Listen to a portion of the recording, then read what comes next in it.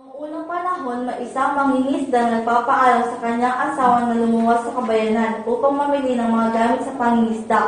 Nagpabili ang kanyang asawa ng candy para sa kanyang anak na babae at isang suklay na hugis buwan. Sinabi ng kanyang asawa na upang hindi niya makalimutan, tumingala lamang siya sa kalangitan at makikita niya ang buwang hugis suklay. Sa araw na iyon, ang buwan ay talaga namang magsisimula ng maging hugis suklay. Nagsimulang humayo ang mangingisda at matapos ang maraming araw at gabi ng paglalakbay, narating niya ang kabayanan.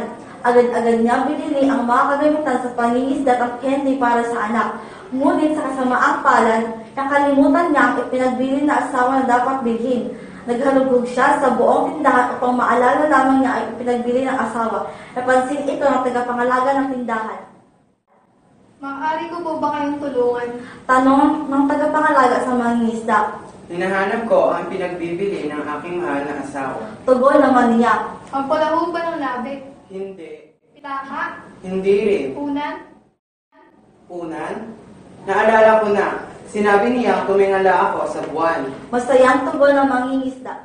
Sa orihinal na teksto, ginamit ang salitang spoon upang magkasintunog sa moon. Asalin na ito, ginamit ang tagapagsalin ang salitang unan upang maging magkasintunog sa salitang buwan. Tumingala ang tagapangalaga at nakita ang bilog na buwan na siya rin nakita ng mangingisda sa kanyang pagdating sa kabayanan mula sa mahabang paglalakbay.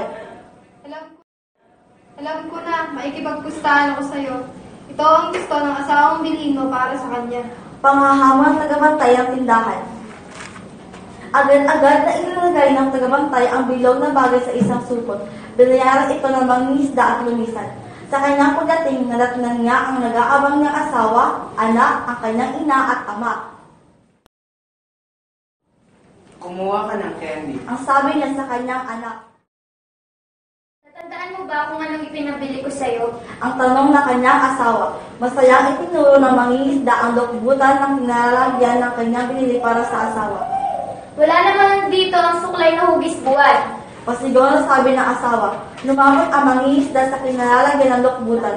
Dinukot ang supot at inabot sa asawa. Pinulit ng asawa ang supot at nakita ang sarili sa salamin kasabay ng panghahamak.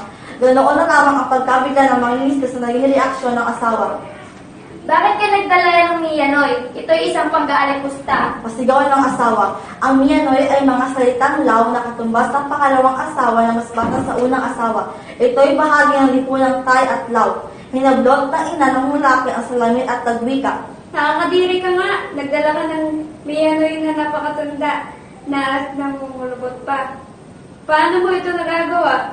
Tumayo ang kanyang anak na nooy nakaupo malapit sa kanyang lola at hinablot ang salamin.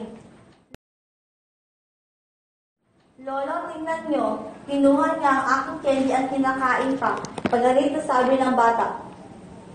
Tingnan ko nga ang masamang taong ito. Hinablot ng lolo ang salamin mula sa bata. Inismeran pa ako ng kontrabidang ito. Sasaksakin ko nga ng aking patalim.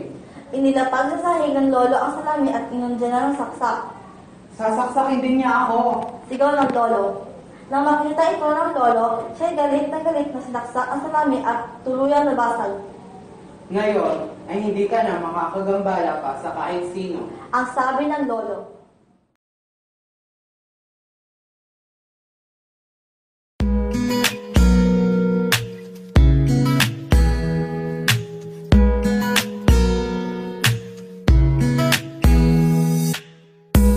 Every time you walk into the room, got me feeling crazy. Shock my heart, boom,